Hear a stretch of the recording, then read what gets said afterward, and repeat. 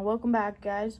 So today I got a new anvil and I'm gonna be making a stand for it and show you guys the anvil. I laid out some sketches. I saw this thing where part of the stand will be underground, which helps deaden the rain, and I'm also gonna caulk the anvil to the stand because I've also seen good things about that. So from here to here is gonna be underground, so I've got to dig a hole for that.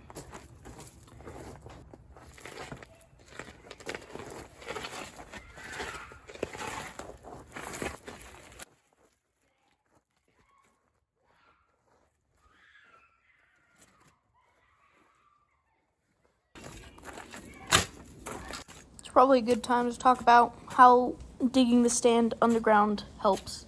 So when you're forging, it creates a lot of noise from the vibrations since the face is hardened. And so if it's deep in the ground, then it'll absorb all the vibrations and it'll make it much quieter.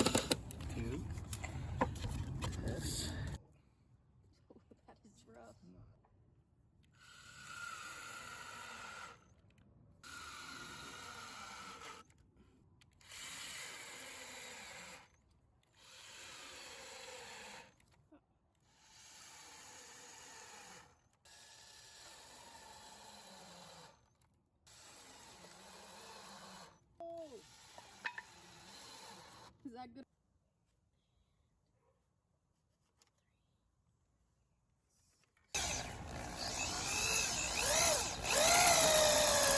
In and out.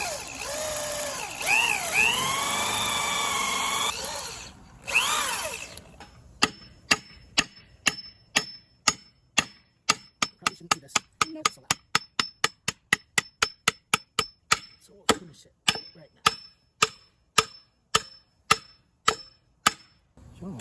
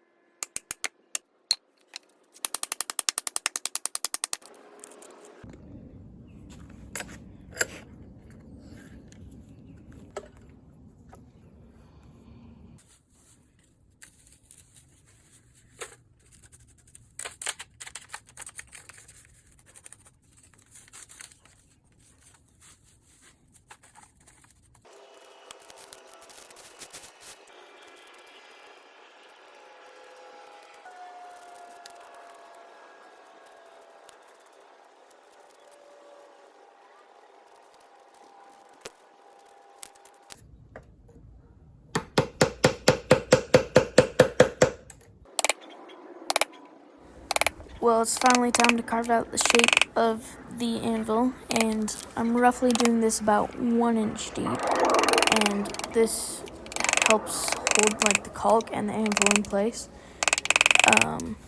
This for sure took a super long time because this is the only chisel I have and I have no woodworking experience. And so I was struggling with that, but I eventually found a good technique that worked for me. I don't know if it's right, but I got it done. Anyways, I didn't get much footage of this.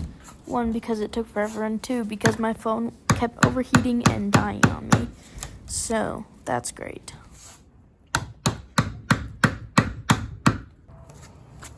Now, you're probably wondering at this point what the specifications are for this anvil, which I will get to at the end of the video.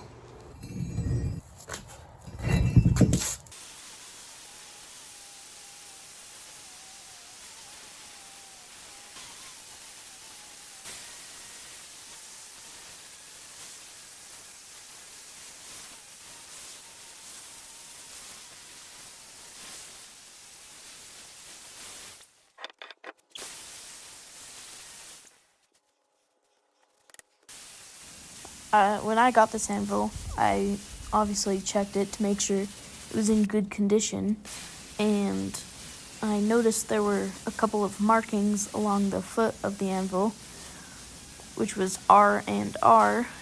I'm not sure what those mean, so if you do know, please leave it in the comments.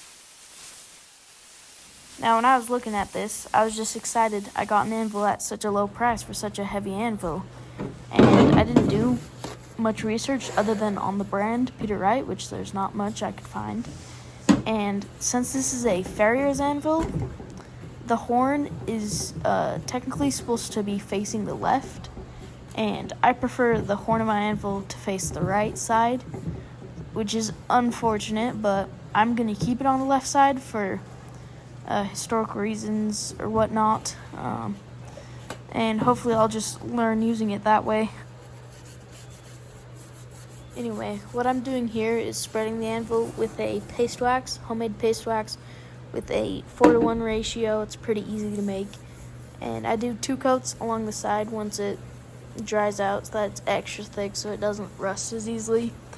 And as far as the face goes, I'm going to refine it anyway, so I don't know why I put some there.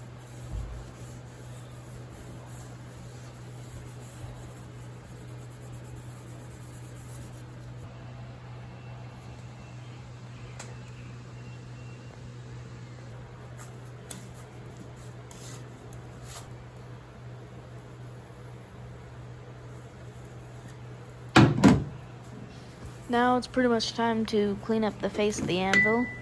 Now, I got this anvil in a really great condition. The face was almost perfectly flat, but it had a tiny bit of dish in the middle, which was a shame. So I use my flap disc to grind off the high sides and leave the low in the middle so that it's perfectly flat. Now, the thing about Peter Wright anvils is that the body of the anvil is made out of wrought iron, and over time, the wrought iron starts to dish in the middle because it's kind of soft.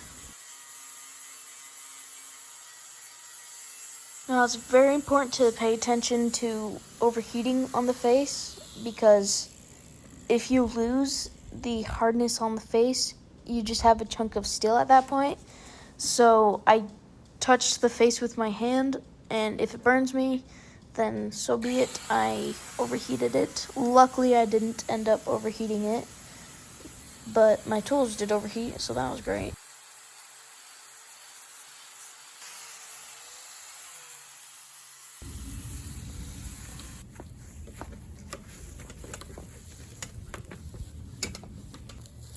Well, it's time to put everything together. So I brought the stand over, and I filled in dirt in the low spots and took away dirt from the high spots until the anvil was perfectly level. Then I filled in the sides with more dirt. It took way more tries than what you see here. That's just because I edited all the footage away, because it really seems boring to watch the same thing over and over. Maybe he's pretending to sleep so he doesn't have to help you.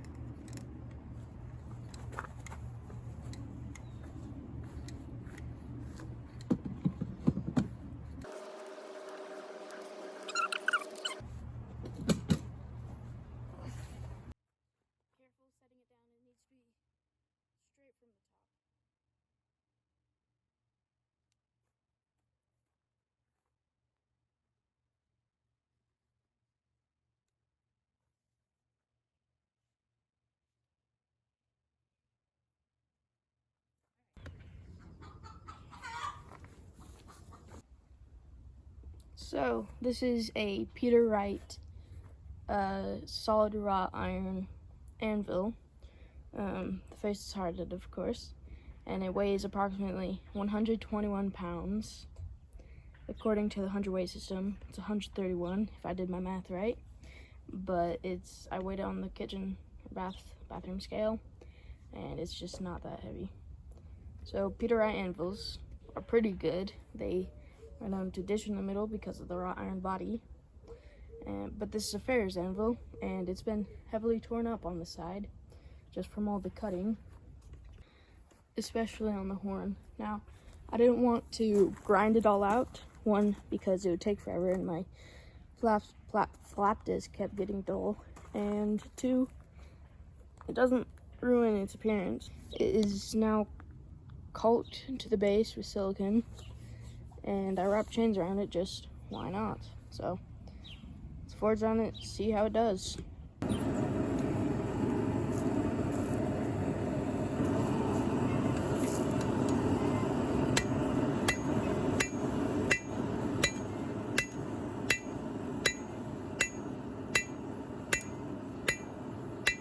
As I was forging this, I noticed it was kind of hard just getting used to it in general, because I was forging on a cast steel or cast iron, I do not remember, anvil, and it's not as nice as this, and the horn is to the right side on my first anvil, but it is to the left on this side.